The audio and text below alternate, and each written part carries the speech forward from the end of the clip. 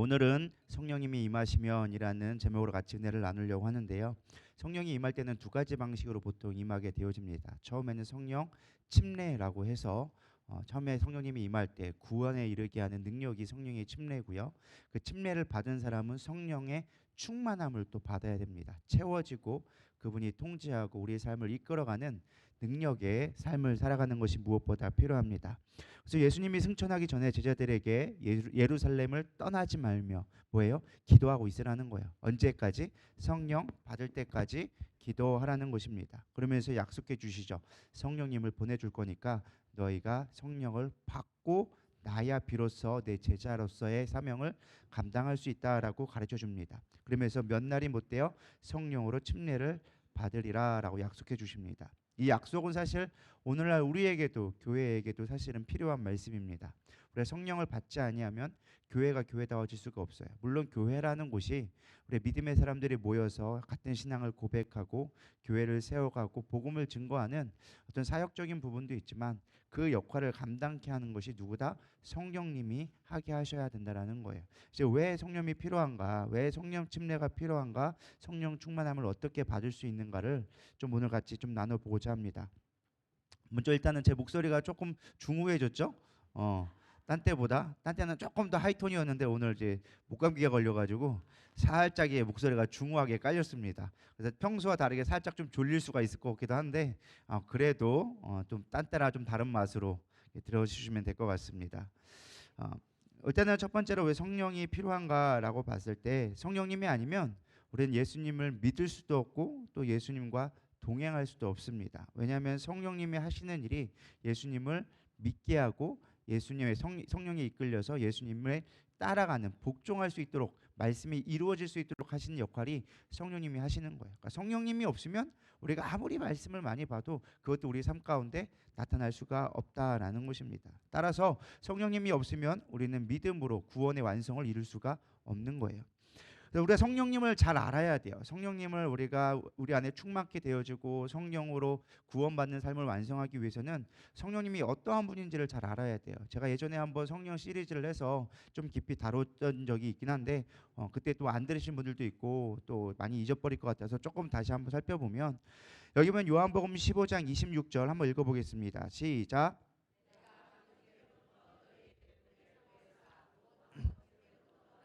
진리의 성령이 오실 때 그가 나를 증언하실 것이요. 자, 보혜사가 성령님이죠. 성령님이 오시면 진리의 성령님이 오실 때 그가 나를 증언하리라. 나를이라는 말이 예수님을 말하는 거예요. 예수님을 나타낼 것이다. 예수님을 증언하게 될 것이다 라고 이야기합니다. 쉽게 말하면 성령님이 하시는 가장 중요한 역할이 무엇이냐? 물론 은사도 주시고 뭐 화목회도 하시고 여러 가지 기능적인 면이 있지만 성령님이 이 땅에 오셔서 가장 중요하게 여기는 것은 무엇이냐? 예수를 증언하는 거예요.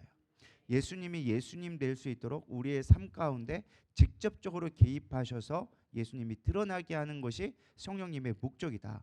그러니까 우리가 성령을 받는다라는 의미를 좀 잘 아셔야 돼요. 많은 사람들이 착각하는 게 성령님이 어떠한 분인지를 알지 못하고 성령의 권능만을 가지고 우리가 그걸 성령이라고 치부해버리는 경우가 많이 있다는 거예요.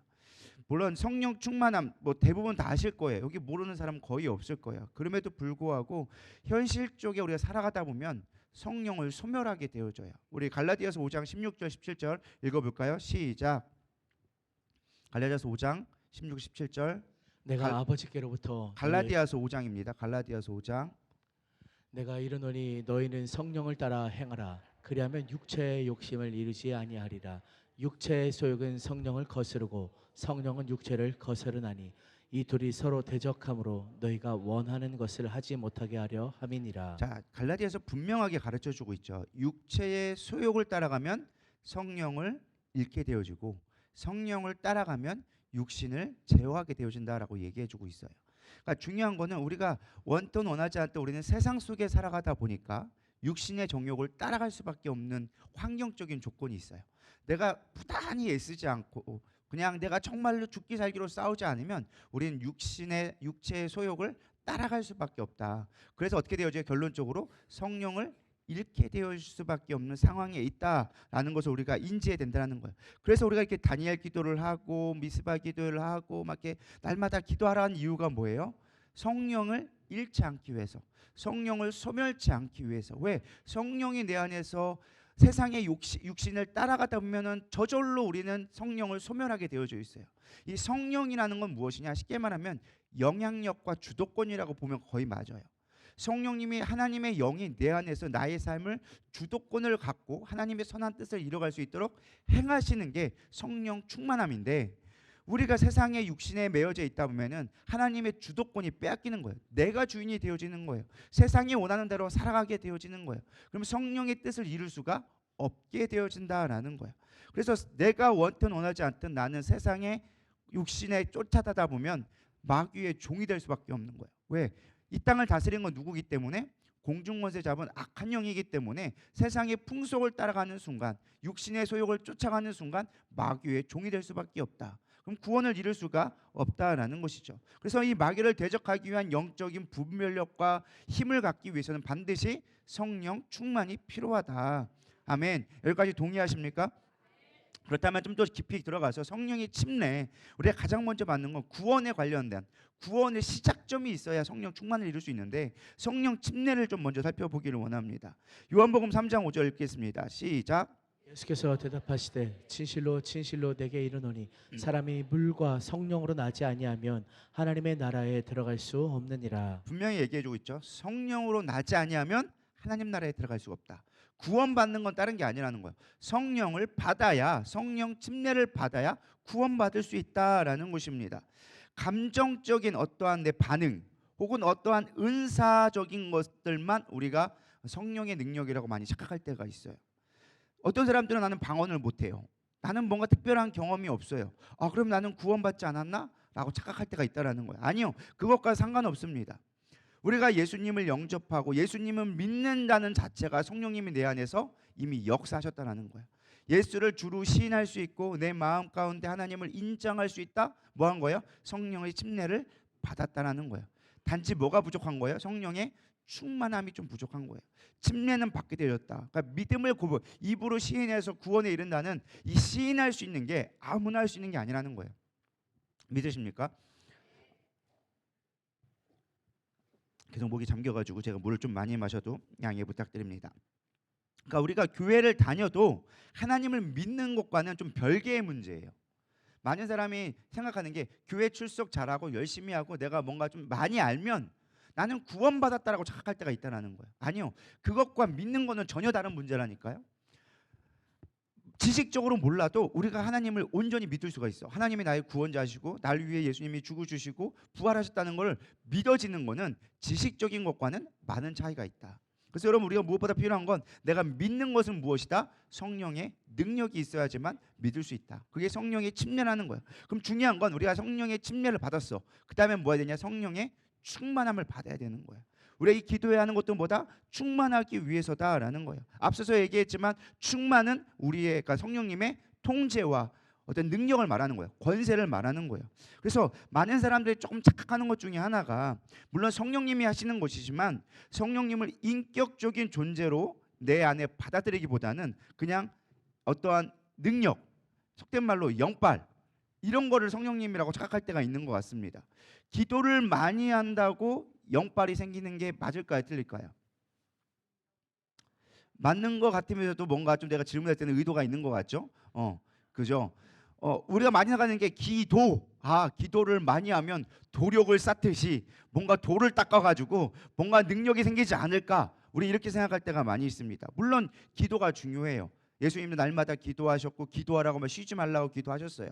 기도의 목적은 하나님 앞에 내 통제권을 내어드리게 하는 과정이지 내가 어떤 돌을 쌓는, 얻는 게 아니라는 거예요. 그러니까 많은 사람들이 기도를 착각하는 게 얻는 거라고 착각해요. 여러분, 기도는 얻는 게 아니라 버리는 거예요. 나의 생각을 버리고 나의 욕심을 버리고 나의 뜻을 내려놓기 위해서 하나님 앞에 계속 내려놓는 작업을 하는 게 기도예요. 근데 우리는 기도를 계속 뭘로 하는 거예요? 얻으려고. 능력 주세요, 돈 주세요, 뭐 주세요, 뭐 주세요. 그러니까 이거는 내가 돌을 닦아서 뭔가 얻으려는 것으로 착각하기 때문에 혼돈이 생기기 시작하는 거예요. 기도 많이 해야 돼. 그러면 다 돼.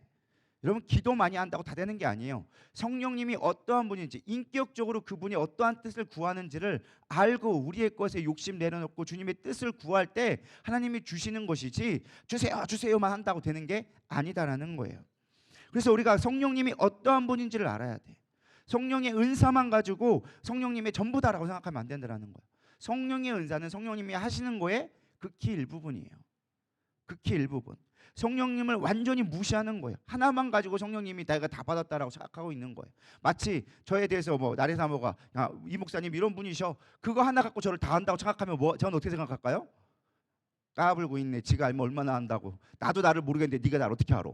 뭐 이런 생각이 들 것처럼 성령님도 마찬가지래요. 뭐 하나 줬는데 그거 하나 갖고 내가 성령님 다 한다고, 내가 성령님이 내가 성령님 내 마음대로 된다고 막 이렇게 착각하면은 성령님도 인격을 무시당하는 거예요. 내가 너에게 준 도구 하나 가지고 그거 하나 가지고 나의 전부를 안다고? 네가 하나님을 안다고? 그래서 심지어는 이제 내 마음대로 되는 거야. 내가 교만해지는 거야. 하나님도 내 뜻대로 움직여야 돼. 예전에 어떤 목사님 그랬잖아요. 하나님도 까불지 말라고 막 이렇게 하시는 분들 계시잖아요. 그게 왜 그래요? 교만해지는 거예요. 은사를 줬는데 그 은사 준 거 갖고 내가 좀 능력 좀 있다고, 하나님이 그 도구 좀 주셨다고, 힘 좀 주셨다고 내가 하나님처럼 맘먹으려고 하는 거예요. 하나님을 내 마음대로 움직이려고 하면 안 된다라는 거예요. 그럼 하나님이 온전하게 역사가 될 수가 없다라는 거예요. 성령님은 어떠한 분이세요? 삼위일체 하나님이세요. 그분을 존경하고 그분을 인격적으로 그분과 깊은 관계 속에서 그분 앞에 순종하며 나갈 때 성령님이 우리 가운데 충만함을 부어주시는 것이지, 내가 좀 기도 좀 했다고, 내가 말씀 좀 안다고 하나님 내 뜻대로 움직여줘야죠, 그거는 교만한 거다라는 거예요. 많은 사람이 착각한 게 이거예요. 오직 성령이 너희에게 임하시면 너희가 권능을 받고. 근데 사람이 순서가 바뀐 거예요. 뭐라고 나와 있어요? 성령이 너희에게 임하시면. 일단 성령님이 오셔야 돼. 그 다음에 권능이지. 우리는 권능만 주세요. 성령님은 필요 없어요. 성령님은 인격적인 거 관심 없어. 그분과의 순종 관계, 그분과의 깊이 있는 사랑의 관계, 그분의 어떠한 긴밀한 그분과의 내적인 친밀함이 아니라 그냥 능력만 주세요. 은사만 주세요. 그리고 성령님은 그냥 있으면 있는 거고, 제가 필요할 때만 오시면 되지 뭘 굳이 여기 내 삶에 간섭하지 마세요. 돈터치하지 마세요. 이게 우리들하니까요. 많은 목회자나 많은 은사자들이 그런 거에 쉽게 넘어가는 거예요. 정말 하나님과의 친밀한 거예요. 물론 목회자가 은사 있다고 다 그러시는 건 아닌 거예요. 근데 간혹 그것이 습관이 되어져서 은사가 전부인 거냐. 오히려 은사는 없어도 돼. 도구는 없어도 성령님만 우리 안에 있으면 우리는 구원받는데 전혀 문제가 없어요. 신앙의 목적은 뭐예요? 구원의 완성을 이루는 거예요. 하나님 나라의 뜻을 이루어가는 거예요. 근데 정말 그거에는 관심이 없고 내가 은사 나타나고 능력받고 그것이 전부가 되면 안 된다. 제가 왜 이런 말씀을 드리냐? 우리 교회는 은사가 많은 교회예요. 능력이 많은 교회예요. 살아있음을 증거되는 교회예요. 근데 여러분, 그게 여러분들의 목적되지 말라는 거예요. 착각하지 마세요. 그거는 여러분들이 믿음 가운데 살기 위해서 하나님의 계심을 증거하는 도구이지 그것이 여러분 신앙의 목적이 아니다. 할렐루야. 거기에 불난데 갑자기 물 뿌리는 것처럼 목사님 왜 그러세요? 목사님 뭔가 좀 이상한 거 아니세요? 여러분 착각하지 마세요. 정말로 우리가 성령님이 어떠한 분인지를 알고 그분의 은사를 구해야 되는 거예요. 은사에 대해 소중함을 알고 은사의 두려움도 알아야 돼요. 은사가 있다가 다 좋을까요? 아니요. 은사에 대한 반드시 대가가 지불되게 되어져 있어요. 모든 일에는 대가가 필요해요. 그래서 여러분 병 고치는 거에 대한 대가가 반드시 있어야 돼요. 우리는 하나님한테 받았다고 다 거저러 가는데 하나님 그렇지 않으세요. 하나님 거저 주시는 분 아니세요. 핏값 주고 우리를 사셨다면 그 핏값에 맞는 요구를 하세요. 별로 아멘들이 없으시네. 받을지어다 부자 될지어다 아멘 하는데 뭐 이런 걸 별로 의면 안 하시죠. 마치 이런 거와 똑같은 마치 이런 거하고 똑같은 거예요. 아빠가 선물 사줬어. 우리 딸 생일이니까 고마워. 우리 잘 자라줘서 고마워. 아빠가 선물 줄게 했는데 이 딸이 와가지고 선물만 낼름 탱한 다음에 아빠한테 별 관심도 없어. 그럼 그 아빠는 어떤 마음이 들까요? 서운하죠. 왜요? 야, 아빠가 선물 줬을 때는 뭐 하려고? 아빠랑 더 친밀해지기 위해서, 아빠가 너를 사랑한다는 걸 알리기 위해서 주신 건데 아빠가 사랑하는 거는 관심이 없고 선물만 관심 있는 거예요. 여러분이 딱 부모의 입장이 되면은 딱 보이시죠? 뭐가 문제인지. 우리가 그렇다니까요. 신앙생활 하는데 선물로 줬어. 은사를 주셨고 능력을 주셨고 병 고치는 은사를 주셨고 기적을 주셨어. 그거는 하나님이 우리를 사랑한다는 표징인데 그것만 가지고 나는 선물 받았으니까 됐어요. 아빠 용돈만 주면 돼요? 아빠는 그냥 용돈만 주는 사람이지 뭘 내가 사랑하고 그런 거에 관심 있나? 나한테 신경 쓰세요. 신경 쓰지 마세요. 그냥 선물만 주고 용돈만 주면 돼요. 그런다니까요. 그러면 부모는 이 싸가지 없는 것 내가 너를 왜 나가지고 그냥 그렇지 않을까요? 옛날에 우리 사촌 누나가 그랬어요. 아빠는 용돈만 주면 되지 뭐 이렇게 관심 많이 하고. 사촌 누나가 옛날에 그랬었거든요. 제 마음에 그게 되게 기억이 남았었어요. 근데 우리가 그럴 때가 많이 있어요. 신앙생활하면서 하나님에 대한 그 성령님의 인격적인 하나님, 성령님도 감정이 있고 좋고 싫음이 있고 의지가 있으신 분이세요. 하나님이에요. 근데도 단순히 기적만 행하는 분으로 취급하니까 인정받지 못하고 그분을 환영하지 못하니까 헷갈리는 거예요. 여러분 예배 드릴 때 어떤 마음으로 오십니까? 병만 고쳐주세요.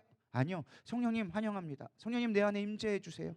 내 안에 은혜를 풍성히 부어주세요. 말씀이 내게 능력되게 해주시고 말씀에 순종할 수 있는 능력을 허락하여 주시고 내가 더 주님의 뜻 가운데 기쁨이 될 수 있는 것이 무엇인지 주님의 뜻이 성령님이 나를 어떻게 주님의 뜻으로 이끌어갈 수 있는지 깨닫게 해주세요. 왜? 성령님은 조명케 하시는 영이니까 깨닫게 하시는 영이니까 나를 깨닫게 해달라고 나의 죄의 문제를 드러나게 해달라고 그것이 성령님을 사모하고 바라는 것인데 그거에는 우리가 솔직히 별로 주목되지 않는다는 거예요. 성령님을 인정할 때 성령님을 인격적으로 받아들일 때 실존적인 믿음이 되어져요. 여러분 이 표현을 잘 아셔야 돼요. 실존적인 믿음이 되어진다. 우리가 알을 믿음이라 생각하고 어떤 내 행위를 믿음이라 생각할 때가 많아요. 여러분 그것이 믿음 되시는 것이 아니에요. 어떤 기적을 경험했다고 그것이 믿음 되는 게 아니에요. 내 안에 성령님이 계셔야 실제적으로 믿음이 생기기 시작하는 거예요. 말씀이 실제적으로 믿어지기 시작하고 내 안에 그 말씀대로 살아갈 능력이 나오기 시작하고 그 안에 성령님이 어떤 것을 원하시는지 바라볼 수 있는 눈이 생기기 시작하는 거예요. 여러분 시간이 많다고 하나님의 뜻을 알 수 있을까요? 아니에요. 바쁘다고 우리가 못할까요? 아니에요. 우리의 믿음의 눈이 없고 영적인 깨달음이 없기 때문에 하나님이 하시는 걸 바라보지 못하고 말씀을 보아도 보지 못하고 들어도 깨닫지 못하는 거예요. 성령님을 우리 간구해야 돼요. 그 하나님 성령 하나님을 의지해야 돼요. 인격적으로 그분을 용납해야 돼요. 하나님 나는 연약한 자입니다. 내 안에 역사해 주세요. 내 안에 하나님의 살아계심이 증거되게 해주세요. 이게 가장 중요한 첫 번째 자세라는 거예요. 저는 우리 교회 가운데 성령의 역사가 많이 나타나지만 저는 여러분들이 무엇보다 성령님을 간절히 좀 사모했으면 좋겠습니다. 그렇다면 성령의 역사에 가장 큰 걸림돌이 하나가 있어요. 그게 무엇이냐? 바로 지식이에요. 지식. 사실 저한테도 되게 많이 도전되는 말씀인데 우리가 세상에 정욕도 있고 어떤 외부적인 환경 때문에 성령을 소멸하기도 하지만 가장 큰 방해물은 내 안에 있는 지식이에요. 내가 아는 경험, 내가 알고 있는 성경적인 지식이 오히려 하나님의 은혜를 방해하게 되어진다라는 것입니다. 여러분 성경의 지식을 아는 것과 성령의 역사는 좀 달라요. 다르다고 해서 완전 다른 건 아니에요. 마치 좀 비유를 들면 제가 수영을 해요. 자, 수영에 대한 이론을 알고 있어요. 막 유튜브를 보고 해가지고 이제 팔은 쭉 뻗어야 되고 물은 이렇게 잡아야 되는 거고 뒤로 밀어야 되고 호흡은 음파 하면서 해야 돼. 이건 뭐예요? 지식이에요. 자, 이걸 안다고 제가 수영을 할 수 있을까요? 그건 다른 문제예요. 여러분 음파 할 줄 알잖아요. 가서 수영하세요. 못한단 말이에요. 이해가 되시나요? 우리가 그렇다니까요. 성경을 알아. 야 이렇게 하는 게 맞아 라는 걸 알 수는 있어. 근데 그걸 안다고 해서 우리가 구원의 완성을 이룰 수 있는 건 전혀 다른 문제라는 거예요. 수영을 하려면 뭐 해야 돼요? 들어가서 경험을 해야지만 돼야지만 되는 거예요. 근데 처음부터 잘 될까요? 안 돼요. 그러면 뭐를 해야 돼요? 배워야 돼요. 훈련을 해야 돼요. 근데 처음부터 내가 들어가서 그냥 음파하고 팔만 저으세요. 앞으로 당기시면 돼요 해서 되지 않아요. 강사들이 잡아주고 힘을 빼세요. 자 이렇게 저어보세요. 처음에는 그거 할 때 돼야 안 돼요. 잘 안 돼요. 머리는 알겠는데 그게 안 돼. 물에 들어가면 막 몸이 굳고 호흡이 차고 막 발차기 하는데 힘만 들고 안 돼. 근데 그걸 하기 위해서 강사가 잡아주면서 자 고개 돌려보세요 하시고 자 천천히 적응하세요. 그러면서 하다 보면 한 달, 두 달, 세 달 지나다 보면은 슬슬 이제 가기 시작하고 헥헥거리면서 어쨌든 25m, 50m, 100m를 갈 수 있는 힘들이 생기고 그것이 어느 순간 익숙해지다 보면 힘 빼고도 갈 수 있는 물에게 나를 맡길 수 있는 수준에 도달하게 되어지는 거예요. 성령의 충만함도 마찬가지라는 거예요. 우리가 하나님 앞에 맡기는 연습을 하는 거예요. 물에 들어가서 자유스럽게 할 수 있는 것들을 맡기는 연습을 하는 거예요. 어떻게 통하여져서 성경의 지식을 통하여져서 경험되어질 때 성령의 충만함을 받게 되어진다라는 것입니다. 많은 교회들이 안타깝게도 성경 공부도 하고 여러 가지 제자 훈련을 함에도 불구하고 이론만 가르쳐 주고 있는 거예요. 물속에 빠뜨리질 않아. 물속에 빠져야 실제를 경험할 수 있는데 성령의 체험을 경험하지 않고 이론적인 것만 얘기하니까 삶이 변하지 않는 거예요. 전 여러분도 마찬가지라 생각되어져요. 우리 교회에 참 들어도 감사한 건 저는 어쨌든 이론을 잘 가르쳐 주는 사람 중에 한 사람이에요. 믿으십니까? 잘 배우세요. 그럼 이제 뭐 하셔야 돼요? 우리 또 담임 목사님을 통해서 잘 실습을 하셔야 돼. 물에 빠져보고 헤우적 거려보고 힘들어 보지만 성령님께 맡기는 훈련들을 해야 된다라는 것입니다. 예수님의 제자들도요 3년 동안 예수님을 따라다녔어요. 근데 언제부터 예수님의 제자 역할을 감당했어요? 예수님이 십자가에 죽으시고 부활하신 다음에 성령을 받은 이후에 비로소 온전하게 제자의 사역을 감당했다라는 거예요. 그 전까지는 예수님이 내가 죽는다, 니들 정신 차려라, 니들 마지막 때가 곧 온다, 심판의 때가 온다, 그러니 깨어 있어라. 제자들 알았어요? 몰랐어요? 몰랐어요. 내가 오른편 할 거예요. 예수님은 왕 되시면 내가 오른편, 제가 왼편, 우리 형제들이 1번 돼야 되잖아요. 이렇게 자리 싸움만 하고 있었단 말이에요. 죽는다고 하니까 또 의리 충성스러운 제자들은 예수님 죽으시면 안 되죠. 내가 예수님을 어떻게 여기까지 끌어올려놨는데 예수님 죽으시면 왕이 안 되면 나에게 올 떡밥이 없잖아요. 내가 당신 죽지 않게 만들 거니까 걱정하지 마시라고. 군대가 몰려와도 내가 다 막아줄 거라고. 이딴 소리는 하고 있는 거예요. 왜요? 성령을 받지 못하니까. 아무리 말씀을 듣고 아무리 기도를 했어도 뭐가 없으니까 성령을 받지 아니하니까. 그것들이 능력이 되지 못하는 거예요. 그러나 그것들이 성령을 받게 되어지자 그 앞서 있던 예수님의 말씀들이 비로소 뭐하게 되어지는 거예요? 깨달아지기 시작하는 거예요. 그 말씀이 능력이 되기 시작하는 거예요. 예수님이 했던 행동 하나하나가, 말씀 하나하나가 실제적인 능력이 되기 시작하는 거예요. 여러분, 성령을 받아야, 성령 충만을 받아야 말씀이 실제가 되어지고 능력이 되기 시작하는 거예요. 능력 주세요 주세요 한다고 되는 게 아니라 성령님을 받아야, 성령의 충만함으로 그분 앞에 맡겨들어야 여러분들이 배우고 그동안 알아왔던 그 경험했던 모든 것들이 능력되기 시작하는 거예요. 우리 누리다교회가 그렇게 되기를 소망합니다. 그저 머리로만 아는 지식이 아닙니다. 그저 어떠한 능력만 바라는 건 그런 이상주의, 은사주의가 아니라 실제적으로 말씀이 실제가 되어지는 그런 성령님의 역사를 경험할 수 있는 교회 되기를 축복합니다. 유럽 교회들이 왜 무너졌어요? 신학이 부족했던 게 아니었어요. 머리는 너무나 뛰어했어요. 하나님에 대해서 너무나 철저히 연구했어요. 근데 성령을 경험하지 못했어요. 성령의 참된 능력, 그것이 말씀이 하나님 되심을 믿지 못하니까 하나님이 어떠한 분인 줄 알았는데 그 하나님이 나의 하나님 되지는 않았다는 거예요. 전 여러분들 하나님 되기를 소망합니다. 살아있는 하나님의 말씀이 내게 능력되어져야 삶이 바뀌고 우리 교회가 바뀌고 세상이 바뀌는 거예요. 성경에 보면은 재미있는 사건이 있어요. 저는 어쨌든 제가 성경을 연구하는 사람 중에 한 사람이니까 이런 걸 찾는 걸 되게 즐거워해요. 여러분들은 그냥 그런가 보다 하는데 저 이런 거 하나 알 때마다 뭔가 희열이 있어. 찾았다, 또 하나 찾았다, 뭐 이런 느낌? 땅속에서 보물 하나 또 발견했다, 이런 느낌이 있는데 말씀을 준비하다 보니까 참 재밌는 걸 찾게 되어졌어요. 출애굽기 32장에 보면은 예수님이 모세에게 율법을 주세요. 말씀을 주셨어요. 자, 말씀 자체가 문제일까요? 문제가 아닐까요? 말씀은 온전한 거예요. 이스라엘 백성을 온전하게 하기 위해서 하나님이 주신 것이 율법이었어요. 근데 재밌는 사건은 뭔지 아세요? 율법을 주었는데 이스라엘 백성들이 율법대로 살지를 못했어요. 그래서 어떻게 됐느냐? 3,000명이 죽었어요. 잘 보세요. 출애굽기 32장 28절, 레위 자손이 모세의 말대로 행함에 이날에 백성 중에 3,000명 가량이 죽임을 당하니라. 시내산에서 율법을 받았는데 그걸 온전히 지키지 못하고 모세가 잠깐 시내산 가 있는 동안 막 춤추면서 막 우상을 만들고 바알신을 만들고 하면서 우상 숭배를 하게 되어지자 율법을 받았음에도 불구하고 그것을 인간의 힘으로 따라가지 못하니까 죽게 되어졌어요. 자, 율법은 뭐 했다? 죽게 만들었다. 근데 재미있는 사건은 또 뭔지 아세요? 오늘 본문 말씀인 사도행전 2장 41절에 보면은 성령을 받고, 오순절에서 성령을 받고 베드로가 거기서 설교를 하게 되어집니다.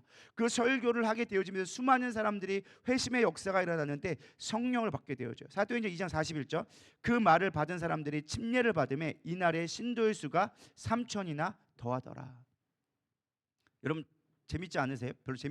별로 지금 모르는 눈치인 거로 지금 별로 보고 계시는데, 율법을 받았어. 하나님 앞에 율법을 받았는데 율법을 받고 그 인간적으로 그거를 해석하고 온전히 섬기지 못하니까 3,000명이 죽었다니까요. 율법 때문에 3,000명이 죽었어. 근데 반대로 성령을 받으니까 어떻게 되어졌어요? 3천 명이 구원받았어. 뭐가 필요하다? 성령이 필요하다. 그래서 고린도후서 3장 6절에 바울은 이렇게 판단을 합니다. 그가 또한 우리를 새 언약의 일꾼 되기에 만족하게 하셨으니 율법 조문으로 하지 아니하고 오직 영으로 하무니 율법 조문은 죽이는 것이요 영은 살리는 것이니라. 아, 그럼 하나님 율법을 뭐하러 주셨어요? 죽이는 거라면서요. 율법은 죽이는 거고 성령이 살리는 거라며. 그럼 성령만 받으면 되죠. 굳이 왜 율법은 주셔가지고 왜 이렇게 힘들게 만드십니까? 그런 생각이 들까요, 안 들까요? 들죠. 우리가 일단 볼 때는. 근데 중요한 건 율법이 없으면 뭐가 뭔지 모른다? 죄가 죄인지 모른다. 율법의 기능은 야, 이게 죄야 라는 걸 알려주고, 어차피 죄는 이 죄를 안 짓고 너희들이 의롭게 될 수 있는 건 니들 방법으로 되지 않아. 네 힘으로 할 수 없어 라는 것을 가르쳐 주기 위한 게 뭐다? 율법의 기능이라는 거야. 자, 말씀을 많이 봐야 돼요, 안 봐야 돼요? 봐야 돼요. 뭐 하려고? 내가 하나님의 뜻 가운데 거할 수 없다는 것을 깨닫게 하기 위해서. 말씀 보고서는 기도했으니 병 낫고야. 말씀 보더니 야, 병자 고쳤대. 왜 나는 안 고쳐져? 이거 아는 게 아니라, 아, 나는 할 수 없구나. 나는 할 수 없는 존재구나. 하나님의 의 앞에, 하나님의 그 의로움 앞에, 선하심 앞에 나는 정말로 죄인일 수밖에 없구나라는 것을 성경의 흐름 가운데, 역사 가운데 있는 걸 통해서 우리가 깨닫게 되어지는 거예요. 성령을 깨달았어. 율법으로 말미암아 제가 깨달았어. 그럼 뭐가 필요한 거예요? 그래서 성령님이 필요하다는 거예요. 아, 성령을 받아야 내 힘으로 할 수 없는데 성령을 받으면 되더라라는 것을 성경은 가르쳐주고 있다는 거예요. 그래서 나는 불가능하지만 성령님은 가능케 하시는 분, 능력의 하나님 믿으십니까? 그래서 역사하시는 분이 있어야 되는 거예요. 성령 충만을 받지 않고는 우리의 삶 가운데 변화가 일어날 수 없다라는 것입니다. 나는 죄를 이길 수 없다. 그러나 성령님이 내 안에 계시면 죄와 싸워 이기게 되어진다. 그러려면 내 힘이 아닌 성령님이 내 안에 역사되어져야 된다. 성령님 앞에 주권을 내어드려야 된다. 성령님이 온전히 충만함으로 내 안에서 나를 주관할 때 죄를 이길 수 있게 되어진다. 그러면 득은 누가 보는 거예요? 내가 보는 거예요. 왜? 내가 죄짓지 않게 되어지니까. 죄를 사랑하지 않게 되어지니까. 죄를 멀리할 수 있게 되어지니까. 하나님의 의의 반열에 오르게 되어지니까. 그게 성령의 충만함의 비밀이라는 거예요. 성령 충만하면 우리가 맨날 다른 것만 얘기하는데 아니요. 성령 충만의 가장 중요한 건 예수를 증인하는 거라니까요. 예수님이 내 삶의 주인 되는 거라니까요. 그게 성령님이 하시는 거예요. 전 여러분들이 오늘 이 다니엘 기도 가운데 성령님을 받기를 소망합니다. 충만해지기를 소망합니다. 여러분의 생각, 내 개인적인 방법, 저부터도 그래요. 지식이 많아요. 지식이 많으면 뭐야? 잠언에서 뭐라고 했어요? 미치게 할 뿐이다. 지식은 사람을 미치게 할 뿐이다. 가장 중요한 건 믿는 게 중요한 거예요. 그 능력을 신뢰하는 거예요. 하나님을 의지해야 돼요. 지식이 하나님 되지 않습니다. 하나님이 하셔야 합니다. 하나님이 붙들어 주셔야 됩니다. 그럴 때 하나님이 나온다, 능력이 나타나기 시작한다라는 거예요. 그럼 성령님이 어떻게 임재하실까 좀 살펴보기를 원합니다. 자, 앞서 언급했지만 성령님은 인격적인 분이세요. 에너지가 아니에요. 어떤 은사가 아니에요. 인격적인 분이세요. 인격적이라는 걸 여러분 어떻게 적용하십니까? 인격적이라는 것은 단순하게 생각하면 안 돼요. 그분도 뜻이 있다. 그분도 생각이 있다. 그러면은 그분이 우리 안에 거하실 때는 그분의 뜻 가운데 우리에 거하는 거지, 내가 오라고 해서 오실까요? 물론 우리가 요청을 하면 오실 수 있겠지만 그분의 뜻이 아니면 안 올 수 있다는 거예요. 그러니까 중요한 건 인격적이란다면 그 인격적인 존재에 원하는 걸 해줄 때 그분이 올 수 있다는 거예요. 이해가 되시죠? 여러분 예를 들어서 누가 나한테 막 오라 그래. 그러면 그게 오라고 한다고 여러분 그냥 다 따라가나요? 강도가 와가지고 나 따라와. 그럼 여러분 가나요? 인신매매 와가지고 나 따라와 하면 여러분 따라가나요? 안 따라가요. 근데 엄마가 불러 누구야 일로 와라 하면 여러분 따라가요, 안 따라가요? 뭐 때문에? 엄마니까. 관계가 돼야 되기 시작한다는 거예요. 이해가 되시죠? 관계가 안 된 상태에서는 아무리 오라 가라 해도 안 온다라는 거예요. 이게 인격적이란 말이에요. 표현을 하자면. 이해가 되시죠? 근데 우리 맨날 성령님 보고 오라 가라 하잖아요. 오시옵소서, 불 받아라 막 이렇게 하면서, 안 그래요? 뭐 성령님한테 뭐 가 들어가치다 막 이러면서 막 불 받아라 막 하면 성령님이 가냐고. 능력이 돼야 가는 거지. 그분과 관계가 친밀해야. 하나님 임하여 주시옵소서. 환영합니다. 주님 불러주시옵소서. 역사해 주시옵소서 할 때 그래 내가 너 보고 좀 가볼까? 이게 되는 거지. 들어가라 한다고 들어가냐고. 안 된다라는 거예요. 이해가 되시죠? 그래서 성령님은 인격적이신 분이다. 인격적이기 때문에 가장 중요한 것 중에 하나가 그분의 뜻 가운데 있어야 돼요. 그래서 그분이 임하는 오늘 본문 말씀에 보면 다양한 방법으로 임재하시지만 오늘 본문의 말씀에 의해서 성령님이 임재하신 모습을 보니까 첫 번째는 불예측성이에요. 2절에 보니까 호련히 하늘로부터 급하고 강한 바람과 같은 소리가 있어 그들을 앉은 온 집에 가득하며, 우리가 기도하며 성령님을 간구하니까 기다렸다가 준비되어지자 갑자기 임했다라는 거예요. 갑자기. 야 내가 몇 날 몇 시에 갈게 기다리고 있어 이렇게 얘기하지 않았다라는 거예요. 우리가 사모하며 기다리니까 불현듯 우리 가운데 임했다. 예수님도 뭐라고 했어요? 성령이 어떻게 하는지 우리가 어떻게 거듭남은 걸 알 수 있습니까? 야 바람이 불면 너 알지 않느냐. 그렇게 성령님이 너희 가운데 불현듯 임할 거다. 우리가 바람 어떻게 하면 너희들 바람 부는 건 천기는 알면서 왜 성령이 오는 걸 알지 못하느냐. 바람이 불면 아는 것처럼 성령이 오면 알게 되어진다. 그렇게 너희 가운데 불현듯 임하게 되어진다. 그래서 성령님의 임재의 원리는 아니지만 어떤 현상을 봤을 때 첫 번째가 불현듯 임한다. 불예측성으로 임한다. 이게 사실 어떻게 적용할 수 있느냐? 우리가 주님이 언제 임할지 모른다라는 거예요. 내가 몇 날 몇 시에 임할게 이렇게 말씀하지 않는다는 거. 그런 것들은 다 거짓말이에요. 다락방 2000년 마지막 12월 31일 날 성령님이 오십니다. 재림이 주고 오십니다. 그런 것들 다 거짓말이에요. 언제 오실지 성령님 말씀 안 해주셨어요.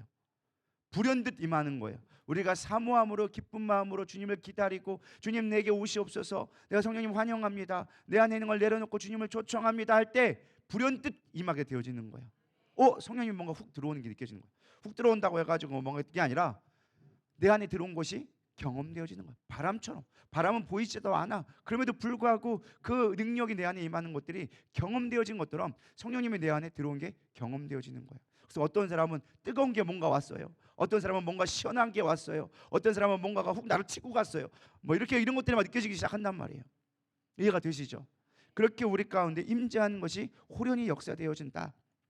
두 번째는 수동성이에요. 앞서서 언급했지만 성령 충만은요, 사실 뭐 병고침이나 예언이나 뭐 이런 은사들이 많이 나타나요. 그거는 성령님이 임했다라는 증거로서 하나님의 나라를 이루기 위해서 주신 도구들이에요.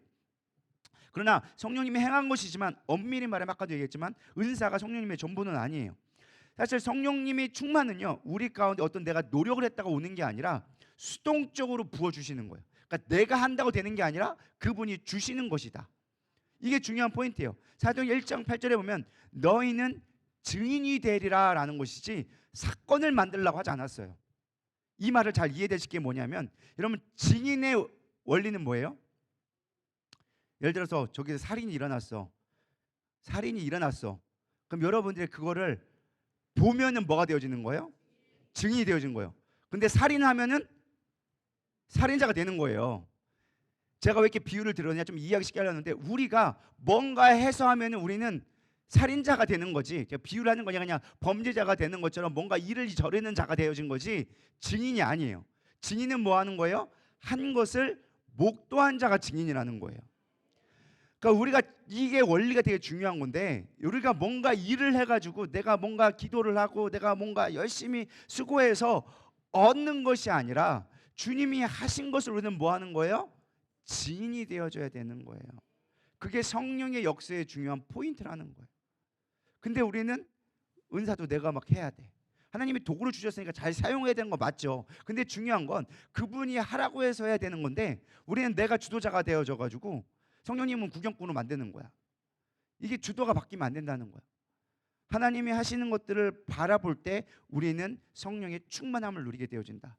주님 제가 할 테니까요, 주님 보고 평가나 해주세요, 도와나 주세요. 이거는 성령의 충만함이 아니라는 거예요. 성령님이 하시는 거에 나는 끌려가는 거예요. 그냥 주님이 하라니까 감사함으로 순종하게 되어지는 거예요. 봤다라는 걸 나타내는 거예요. 성령님이 하셨어요. 병을 고쳐주셨어요. 귀신을 쫓아주셨어요. 은사를 주셨어요. 이게 성령의 수동성이라는 거예요. 할렐루야. 목소리가 잠기니까 졸리나가요? 뭔가 좀 이게 스토리가 있어야 좀 재밌을 것 같은데, 이게 이로자가 좀 딱딱하긴 하죠. 네. 마지막 세 번째는요, 공동체로 임하시는 성령님을 봐야 돼요. 성령의 역사는요 개인적인 역사가 맞아요. 우리 고린도전서 12장 11절 읽어볼까요? 시작. 각 사람에게 나눠 주시는 것이니라. 성령이 행하시는데 각 사람에게 나누어 주신다. 성령의 역사는 개개인에게도 역사해 주십니다. 근데 중요한 건 여기까지가 끝이 아니라는 거예요. 성경을 우리는 여기까지만 보고서는 끝날 때가 많아. 아, 성령 받았으니까 끝. 근데 여기 성경에서 말하는 건 그게 아니에요. 오히려 오늘 본문 말씀에 보면 오순절 날이 이름에 그들이 다 같이 한 곳에 모였더니 호련히 하늘로부터 급하고 바른 바람이 불어서 그들이 앉은 온 집에 가득하며, 여기 보면은 교회에 임한 걸 보게 되어져요. 그들이 함께 같이 모여서 있을 때 성령님이 모두에게 임했다라는 거예요. 모세 때도 마찬가지였어요. 하나님의 영을 받게 되어져요.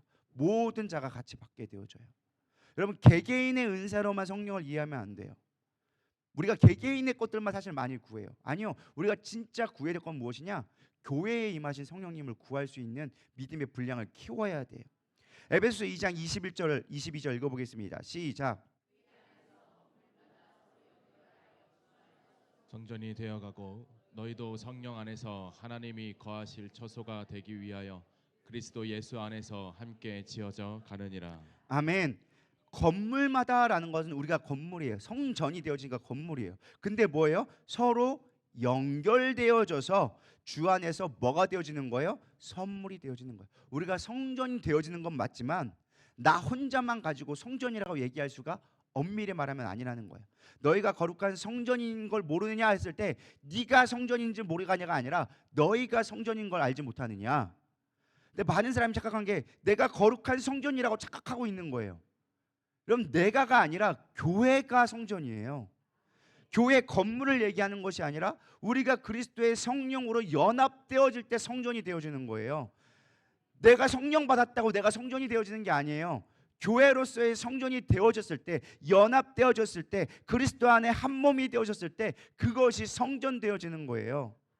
이해가 되시나요? 근데 많은 목회자뿐만 아니라 많은 사람들이 착각하고 있는 게, 아, 성경에 바울이 분명히 얘기했잖아요. 너희는 거룩한 성전이라고. 너희 마음에 거하는 거 모르냐고. 그러니 내가 성전이죠. 만인제사장도 얘기하고 있잖아요. 모든 사람이 하나님의 제사장이라면서요. 우리가 내가 하나님 앞에 되면 되는 거지 나만 잘하면 되지 라고 생각할 때가 있어요. 아니요, 성경은 그렇게 얘기하고 있는 게 아니에요. 우리가 성전 되어줘야 되는 거예요. 성전 되어지려면 성령이 우리 안에 거해야 돼요. 개개인의 은사도 중요하지만 우리의 성전이 되어졌을 때, 우리가 성령을 받았을 때, 교회가 성령에 충만할 때 그것이 성전 되어지는 거예요. 여러분, 이 원리를 잊지 않기를 소망합니다.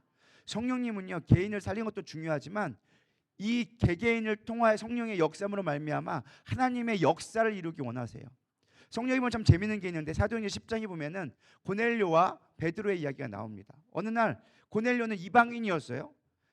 이방인이었기 때문에 사실 하나님을 온전히 알지 못했어요. 그냥 유대교를 믿었을 뿐이야. 하나님을 열심히 기도했어. 내가 이방인이지만 난 유대교를 어떻게든 유대교를 알게 되어져서 내가 하나님이 있음을 알고 율법을 알게 되어졌고 성경을 믿어야겠다고 날마다 온 가족이 기도하면서 나왔어요. 하나님이 그때까지만 해도 이방인에게 복음을 전하라는 얘기가 전혀 없어요. 왜? 그 전까지니까, 바울이 행하기 전이었으니까. 어느 날 이 고넬료에게 임했어요. 성령이 임했어. 성령이 임해서 말씀해 주신 거야. 너는 가서 요빠에 가면 거기 베드로라는 내 제자가 있는데 거기에 가서 너희 집에 와서 예배드려 달라고 부탁을 해라. 신방 요청을 해라. 근데 그거 어디인 줄 알고요. 요빠에 가면 있다. 여러분, 이 지금 있는 곳이 어디냐? 가이사라는 곳에 있었어요. 가이사라에서 요빠까지는 40km가 넘어요. 지금 청주에 있다라는 거예요.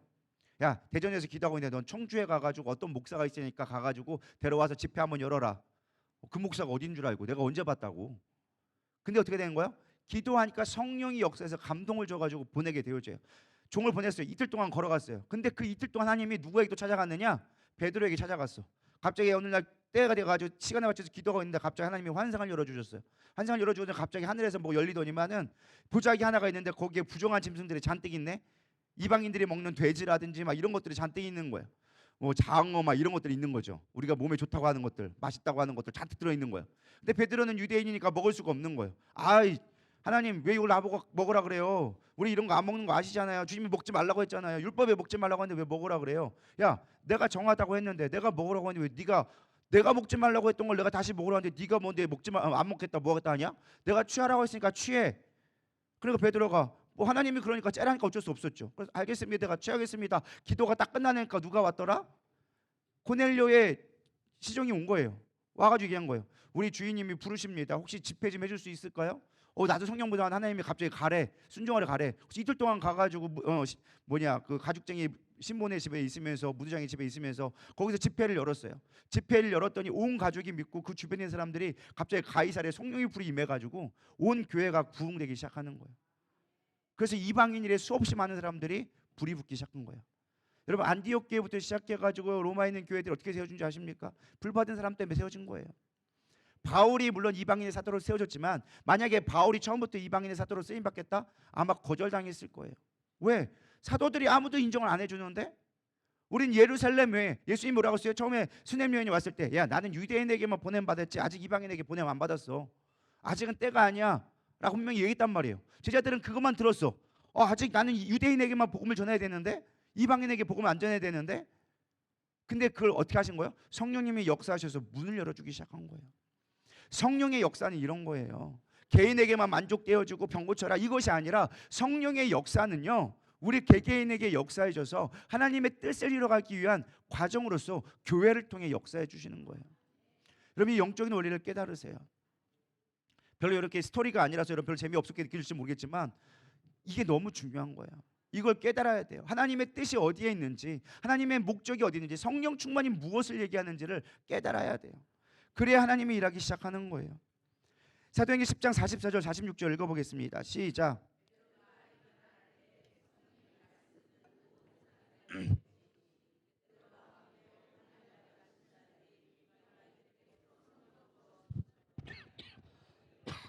이는 방언을 말하며 하나님 높임을 들음이로라.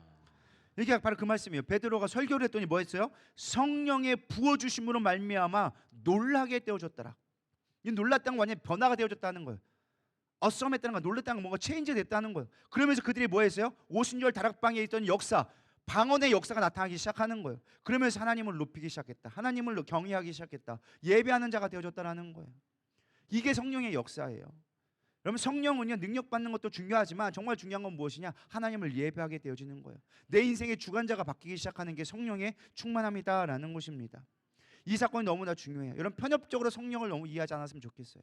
교회적으로 좀 스펙을 좀 넓혀서 여러분 성령 충만을 구할 수 있는 저런 되기를 소망합니다. 그럼 성령이 임할 때 나타나는 대표적인 형상, 오늘 본문 말씀에 뭐라고 했느냐? 여러 가지 증상들이 있겠지만 오늘 본문의 말씀에 의하면 첫 번째는 방언이에요. 방언. 성령의 말하게 하심을 따라 다른 언어들로 말하기 시작하니. 왜 우리가 방언이라고 하느냐? 원래 방언이란 말은 은사적인 말이 아니라 제주도 방언, 경상도 방언, 그러니까 다른 말을 한다라는 거예요. 그게 원래 방언의 의미예요. 그러니까 우리나라 말로 표현하기 조금 애매하니까 다른 말로 했다라는 말을 그냥 방언이라 표현했고, 우리는 방언 받았다라고 얘기하는 거예요. 이해가 되시죠? 그래서 방언을 하게 되어지는데 각각이 다른 말로 하는 거예요. 근데 이 도대체 왜 방언이 중요할까? 왜 수없이 많은 은사가 있었는데 굳이 방언을 주셨을까? 여러분, 이런 거 생각해 보셨나요? 그냥 방언 주셨나비요? 방언 받으면 성령 받은겨? 방언 받아야지요? 안 받았어? 그럼 빨리 받아야지. 우리 이것만 생각한단 말이에요. 왜 굳이 방언이었을까? 왜일 것 같아요? 병고침도 있을 거고, 귀신을 쫓아내는 것도 있을 거고, 환상을 열어주는 것도 있을 거고, 뭐 성령의 은사가 엄청 많을 거 아니에요. 안에 뭐 가르치는 은사도 있고, 뭐 믿음의 은사도 있고, 여러 가지가 있는데 굳이 왜 방언을 주셨냐고. 이게 질문하면 또 애매하기 시작하죠. 아니, 그거 빨리빨리 알아주시. 뭐 본인이 잘났다고 자랑한 것도 아니고 뭐 이렇게 그러나 그런지 모르겠는데, 제가 질문을 해야 여러분 생각할 수 있는 시간을 드리는 거예요. 그래야 기억이 남으니까. 자, 중요한 포인트가 뭐냐? 이게 그냥 어쩌다가 방언을 준 게 아니라 이것이 하나님 나라의 하나님 나라가 이루어지는 가장 중요한 역사이기 때문에 그래요. 사실요, 이 방언을 이해하기 위해서는요, 저 앞에 있는 이야기, 저기 창세기까지 넘어가야 돼요. 창세기에 가면 방언은 각각 다른 말을 했다라는 거잖아요. 그죠? 다른 말을 했다. 근데 원래는 성경에서 처음부터 다른 말을 했던 게 아니에요. 다 동일한 말을 했어요. 말이 흩어진 사건이 하나가 있어요. 뭐예요? 바벨탑 사건. 인간의 타락함으로 말미암아 하나님은 노아 빼놓고 이 땅에 홍수로 다 쓸어버리셨어요. 그리고서 무지개를 주셨어요. 내가 다시는 물로 심판하지 않을게.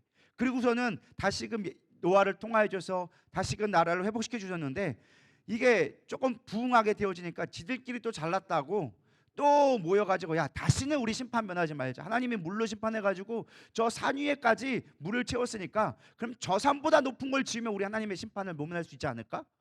사람들이 지들끼리 모여가지고 하나님한테 더 이상 심판당하지 않겠다. 우리 하나님 앞에 놀아나지 않을 거야. 그래가지고 탑을 쌓기 시작했어. 그게 바벨탑이에요. 그러니까 하나님이 차마 약속을 했잖아. 내가 다시는 심판하지 않을게 라고 약속을 해줬기 때문에 심판할 수는 없고 불로 심판하지 않으면 마지막 세상이 끝날 것 같고, 그러니까 안 되겠어서 뭐 했느냐, 내가 근원적으로 방법을 차단시켜야겠다. 니들 가만히 보니까 니들 뜻이 잘 통하네. 니들끼리 꿍짝꿍짝 잘하네. 한번 잘 해봐라. 그래가지고 말을 흩어버리셨어. 그러니까 지들끼리 말하는데 지들끼리 몰아대는 거야. 니 허마 하고 여기서는 짜이지에나 하고 있고 여기서는 헬로우 하고 있고 막 이러니까 지들이 하자 야 밥 먹자고 얘기하는데 갑자기 딴 데 가고 있고 막 안 되기 시작하는 거야. 그러니까 지들끼리 모여서 안 되겠다 이 상태는 못하게 다 흩어지기 시작한 거예요. 하나님의 심판의 징조가 뭐예요? 언어를 흩으신 거였어요. 성경의 원리를 본다면 다 흩어졌어. 근데 마지막 때 하나님이 주신 약속이 있어요. 내가 흩었잖아. 근데 내가 구원하면 내 나라가 이루어지면 온 열방에서 백성을 내가 모아서 하나가 되게 할 거야. 그게 언약을 주셨어요. 그게 성경에 아주 많이 나와 있어요. 제가 원래 한 10몇 개 찾아놨다가 대표로 그냥 신약 구약 하나씩만 뽑아왔어요. 시편 147편 2절에 3절 읽어보겠습니다. 시작.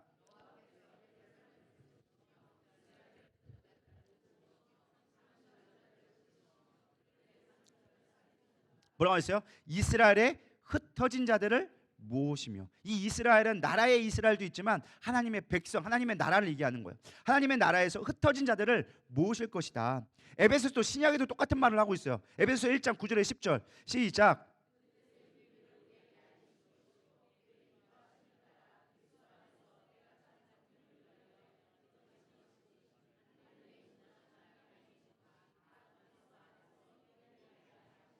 뭐 한다고요? 통일되게 하시라. 하나 되게 하실 거다. 모아주실 거다. 그래서 성령의 역사는 흩음의 역사가 아니라 모음의 역사예요.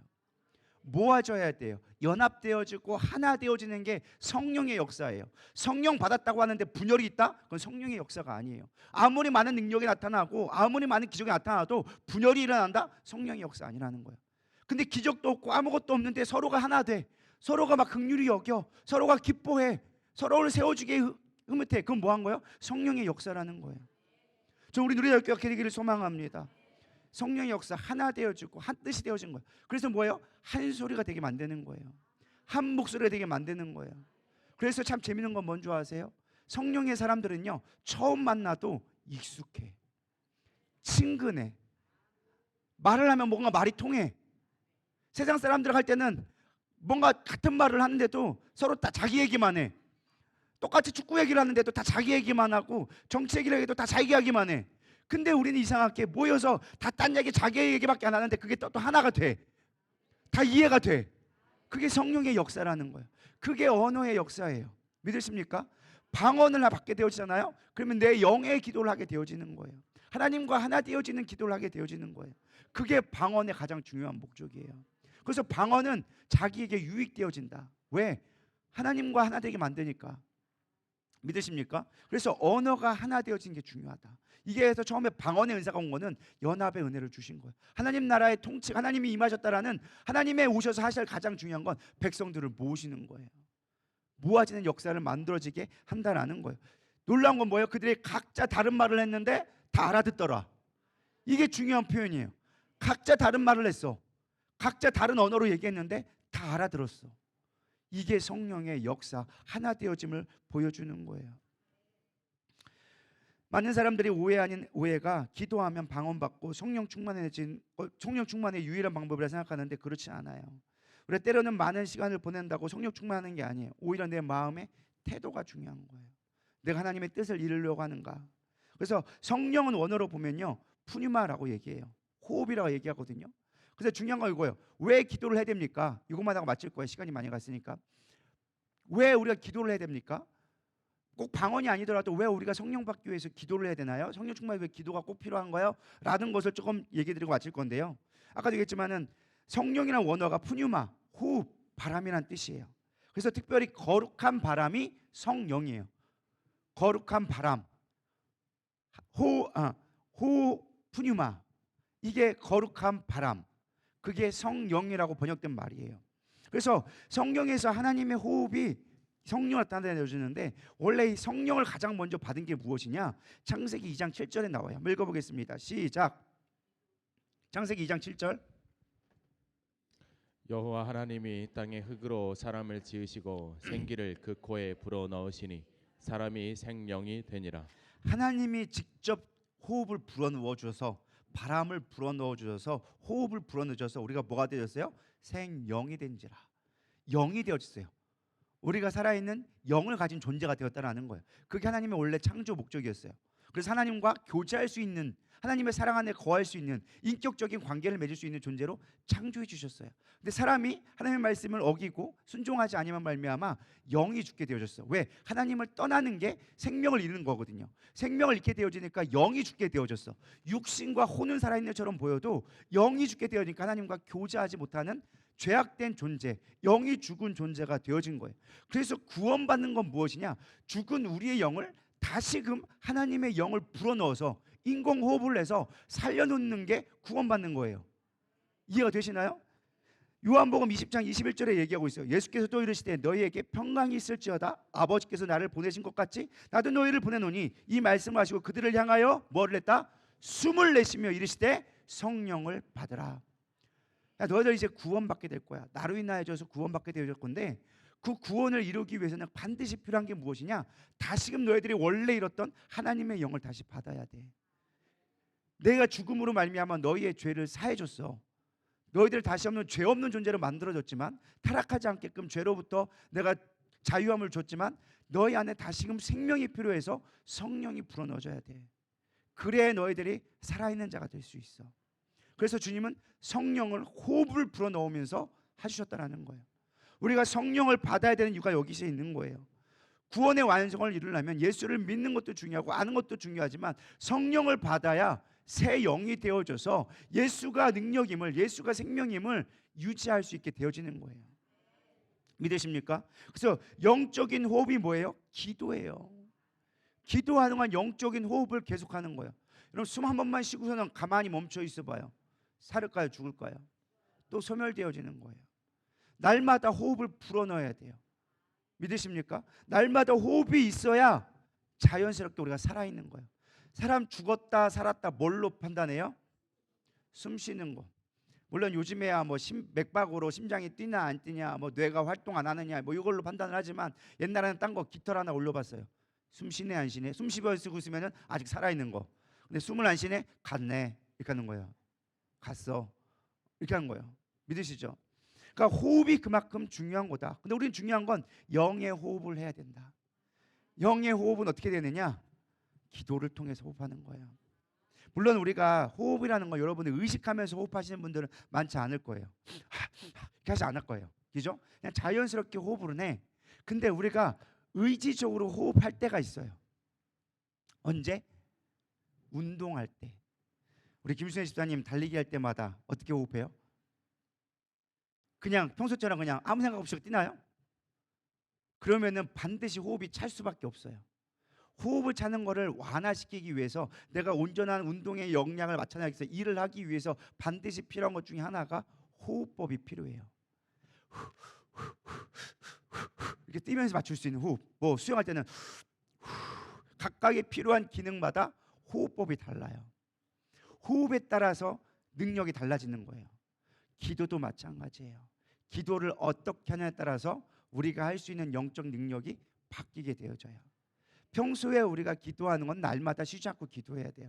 눈 뜨면 기도하고, 자기 전에 기도하고, 밥 먹기 전에 기도하고, 수시로 묵시로 늘 기도하고, 말씀 볼 때 기도하고. 이거는 호흡과 같은 거야. 자연스러운 거야.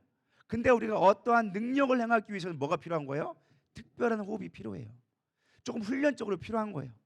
이게 꼭 정답은 아닌데 제가 여러분 이해하기 쉽게 해서 그냥 비유로 얘기 드리는 거예요. 그래서 우리 목사님 이상한 거 얘기한다고 그렇게 하지 마시고, 그냥 여러분 비유적으로 쉽게 알 수 있게끔. 그래서 우리가 어떤 능력을 행하기 위해서는 특별한 호흡법이 필요하다. 그것이 우리가 다니엘 기도를 하든 미스바 기도를 하든 금식 기도를 하든, 여러분 때에 맞는 기도를 늘 훈련을 해야 한다라는 거예요. 그래서 우리가 영적인 삶을 살기 위해서는 이러한 훈련법이 필요하다. 훈련이 쉽지는 않아요. 익숙해지기까지 어려워요. 그러나 익숙해지면 그만큼 능력이 퍼포먼스가 나오기 시작한다라는 거예요. 영적인 이런 원리를 잘 알기를 소망합니다. 시간이 많이 가서 아직 2장이 남았지만 말씀을 마치도록 하겠습니다. 뒷부분은 나중에도 기회 되면 하고, 원래 제가 30분까지 하려고 했는데 10분이 지났어요. 이런 말씀을 정리하려고 합니다. 오늘 우리가 이 시간 갖고 있는 건 특별 훈련 시간이에요. 평소에 여러분들이 하는 기도와는 좀 다른 기도를 해야 돼요. 7시간 기도 솔직하게 조금 힘들어요. 여러분들이 훈련되지 않은 호흡을 하려면 답답함을 느끼기도 하고, 때로는 부자연스러워서 평소에 숨 쉬는 것보다 훨씬 힘들 수 있어요. 근데 이것이 익숙해지면 여러분들 가운데 엄청난 능력들이, 힘들이 쌓이게 되어지는 거예요. 세상 사람들은 편하게 신앙생활 하면 돼요. 그냥 주일날 와서 기도하면 돼요. 그냥 습관적으로 와가지고 기도하면 아무 생각 없이 그냥 기도해도 그냥 신앙생활은 할 수가 있어요. 그러나 여러분, 마지막 시대의 영적 전쟁을 하기 위한 군인으로, 전사로 훈련받으려면 그만한 강력한 능력이 있어야 돼요. 능력을 행할 수 있는 퍼포먼스가 나오려면 힘이 있어야 돼요. 그러려면 기도의 훈련이 필요해요. 솔직히 저도 힘들어요. 어제 저녁부터 갑자기 몸이 안 좋아져가지고 거의 밤을 거의 홀랑 샜어요. 오랜만에. 제가 웬만하면 요즘에는 그냥 운동하면 웬만하면 뻗는데, 어제 새벽에 막 침대에 내려갔다가 올라갔다가 선풍기를 쐈다가 내려왔다가 막 거의 한 1시간에 한 번씩 깼던 것 같아요. 막 그러니까 목도 막 더 잠겨서. 그런데 그럼에도 불구하고 오히려 감사했던 건 뭐냐, 나의 약함으로 인하여져서, 연약함으로 인하여져서 사실은 하나님을 의지하게 되어졌어요. 사실 이거는 제가 패스하려고 했는데 이 간증만 좀 할게요. 제 동기 목사님, 제가 지금 말씀드렸잖아요. 저기 늘사랑 교회에 있는데 7월 8일 날 뇌종양 수술을 하게 되어졌어요. 악성 종양으로 한 2cm 정도 되는 이제 종양을 해야 되는데, 그 종양이 특별히 있는 데가 언어 영역을 담당하는 데래요. 그래서 이 수술을 하면은 살 수는 있는데 잘못하면 언어를 잃을 수가 있다는 거예요. 말이 잘 안 나온다거나 말을 못하게 되거나 무슨 일이 날지는 몰랐는데, 어쨌든 언어 영역이라 수술을 하게 되어지면 반드시 어떤 후유증이 있을 거다라는 것을 끌어안고 어쨌든 수술하게 되어지는 거예요. 왜? 안 하면 몸에 마비가 되어져서 활동을 못하는 거예요. 어쩔 수 없이 해야 되는 상황이 되어진 거예요. 근데 그 형이 이제 있는데, 엊그저께 우리 금요일 어제였죠. 어제 교회에서 어떻게 될지 모르니까 마지막으로 목사님 설교해 주세요 해가지고 금요철야 설교를 했어요.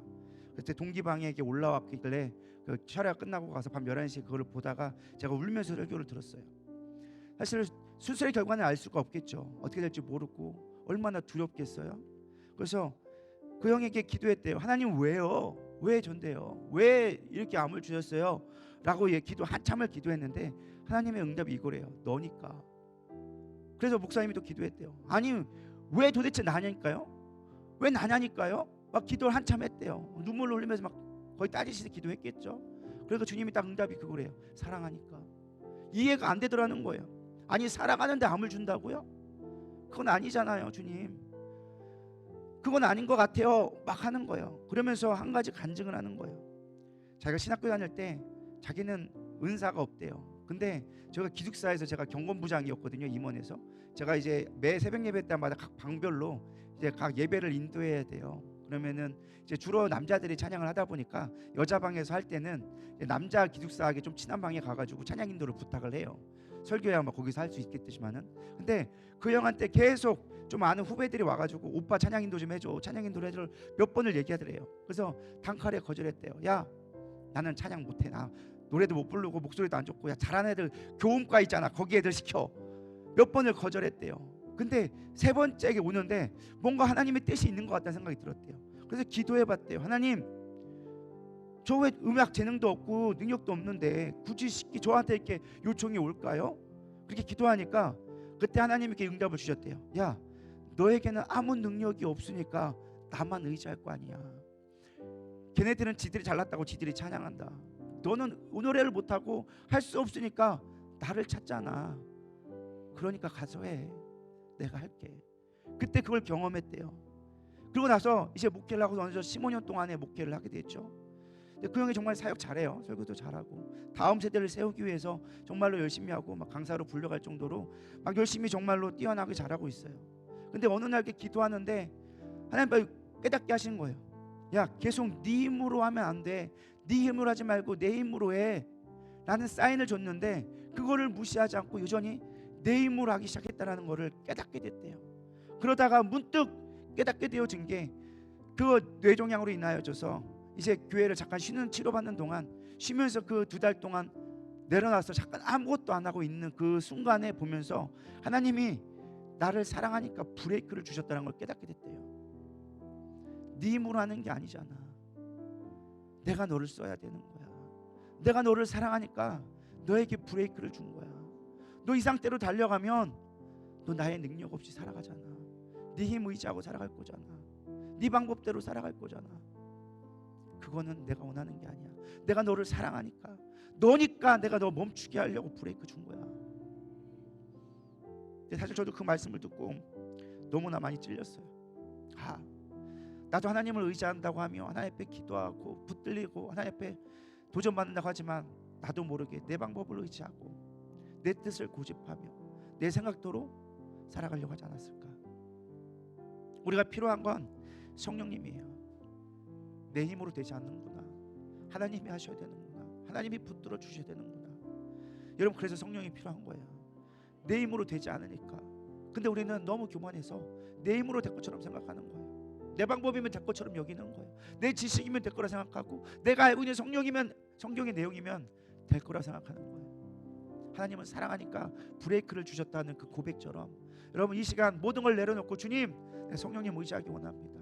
이번 7시간 기도회 솔직히 어제 들어가는 너무 힘들었어요. 목도 너무 아프고 말을 할 수 있을까? 설교할 수 있을까? 근데 오히려 감사했어요. 저도 그 설교를 듣고 다시 떠올리면서 하나님 감사합니다. 오히려 나는 정말 아무것도 아니 목 아픈 건데도 하나님을 의지할 수밖에 없네요. 목소리가 안 나올까 봐 설교 어떻게 해야 되지? 빨리 끝나고 10분만 하고 내려올까? 근데 하나님을 의지하게 되어주는 거예요. 하나님 도와주세요. 7시간 기도회 오랜만에 하는데 우리 성도들 그냥 왔다가 시간만 때우지 않게 해주세요. 말씀이 능력 있게 해주세요. 찬양 가운데, 기도 가운데 하나님 성령님이 역사해 주셔서 정말 우리가 어떠한 것들을 구하지 않냐고 성령님만 구하고 하나님이 하셨다라고 고백할 수 있는 은혜 허락해 주세요. 여러분, 그러한 믿음의 고백들이 되기를 소망합니다. 우리 그런 마음으로 우리 찬양하겠습니다. 오소서 진리의 성령님.